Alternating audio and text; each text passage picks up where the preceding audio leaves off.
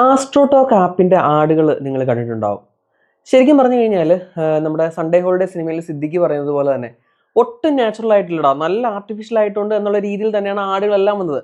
കണ്ടു കഴിഞ്ഞാൽ തന്നെ നമുക്കറിയാം ഇത് പ്യുവർ ആർട്ടിഫിഷ്യലാണ്. കാരണം ഒരാൾ തന്നെ ഒരു പരസ്യത്തിൽ ജോത്സ്യനായിട്ട് വരും, ആ ആൾ തന്നെ അടുത്തതിൽ എന്തെങ്കിലും പ്രശ്നങ്ങളുമായിട്ട് വരും.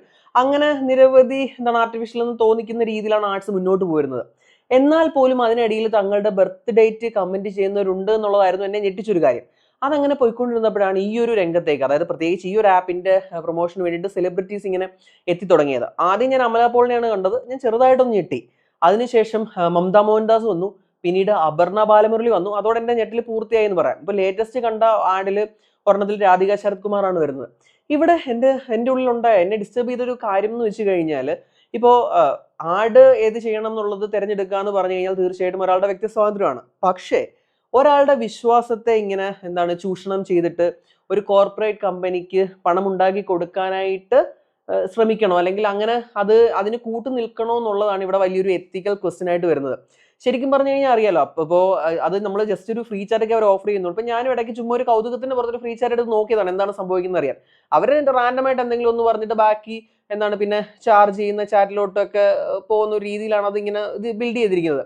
ഇപ്പൊ നമ്മൾ ഒരു ജസ്റ്റ് ഒരു ഇൻഡസ്ട്രി ഫാക്ട് എടുത്ത് നോക്കിയാൽ തന്നെ $1 മില്യൺ കടന്നു പോകുന്ന രീതിയിലാണ് ഈ ആസ്ട്രോടോക്ക് പോലുള്ള ആപ്പുകളുടെ വരുമാനം ഫോർകാസ്റ്റ് ചെയ്തിരിക്കുന്നത്. അതായത് ഇതൊരു വലിയ ബിസിനസ്സാണ്. ഇപ്പൊ നമ്മളൊന്ന് നോക്കി കഴിഞ്ഞാൽ നമ്മൾ എപ്പോഴും പറയും ഇപ്പോൾ ആരോഗ്യവും വിദ്യാഭ്യാസവും ഒക്കെ ആയിരുന്നു ഏറ്റവും വലിയ ബിസിനസ്സുകളെന്ന്. ഇപ്പോൾ വിശ്വാസവും അതുപോലെ തന്നെ ഏറ്റവും പെട്ടെന്ന് പൈസ ഉണ്ടാക്കാൻ പറ്റുന്ന ഒരു ഇതായിട്ട് മാറിക്കഴിഞ്ഞു. അപ്പൊ അതിനെ കൂട്ടുപിടിച്ചാണ് ഇപ്പോൾ ആസ്ട്രോടോക്ക് മാത്രമല്ല ഇതേ രീതിയിൽ നിരവധി ആപ്പുകൾ വരുന്നുണ്ട്. അപ്പം ഈ ആപ്പുകൾക്ക് വേണ്ടി കൂട്ടു നിൽക്കണോ ഈ സെലിബ്രിറ്റീസ് എന്നുള്ളതാണ് ഏറ്റവും വലിയ ക്വസ്റ്റ്യൻ ആയിട്ട് എനിക്ക് ഫീൽ ചെയ്തിട്ടുള്ളത്. പിന്നെ വേറൊരു ചോദ്യം എന്ന് വെച്ച് കഴിഞ്ഞാൽ, ഇപ്പോൾ നമ്മളൊരു ജോബ് ചേഞ്ച് ഒക്കെ ആഗ്രഹിച്ചിരിക്കുന്ന സമയത്ത് നിങ്ങളൊരു ജോലി മാറ്റം നോക്കുന്നുണ്ടോ എന്നുള്ള രീതിയിലുള്ള പരസ്യങ്ങൾ ഇതിനൊക്കെ വന്നെന്ന് വരും. കാരണം അത് ഇവർ പ്രഡിക്റ്റ് ചെയ്യുന്നു, അല്ലെങ്കിൽ നമ്മളുടെ ഡേറ്റ് ഓഫ് ബർത്ത് വെച്ച് അവർക്ക് കിട്ടുന്ന ഒന്നുമല്ല. ഇത് simple cross app data sharing ആണ്. ഇപ്പൊ നമ്മളൊന്ന് ജോബ് ചേഞ്ച് നമ്മുടെ ഗൂഗിളിൽ ഒന്ന് സെർച്ച് ചെയ്ത് നോക്കി കഴിഞ്ഞാൽ പല ആപ്പുകൾക്കും ഈ ഒരു ഡേറ്റ കിട്ടുകയും അവരത് വെച്ചിട്ട് നമുക്ക് ആഡ് പുഷ് ചെയ്യുകയും ചെയ്യും. നമ്മളിപ്പോ ഫ്ലിപ്കാർട്ടിലും മിന്ത്രയിലും ഒക്കെ വരുന്ന പോലെ തന്നെ കാര്യമുള്ളൂ.